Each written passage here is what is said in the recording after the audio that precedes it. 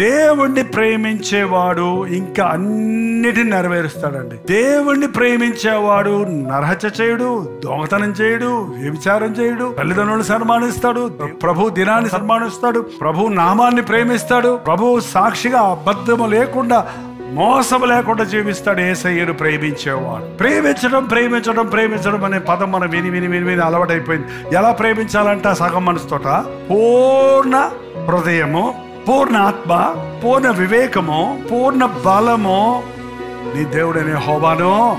అంటే first choice నీ జీవితంలో ప్రభుగానే ఉండాలి. ఏది చేయాలనుకున్నా, ఏం చేయాలనుకున్నా, ఏ పరిస్థితులు ఎలా ఉన్నా మొదటి స్థానం ఎవరికి ఇవ్వాలంటే యేసు ప్రభువుకి ఇవ్వాలి.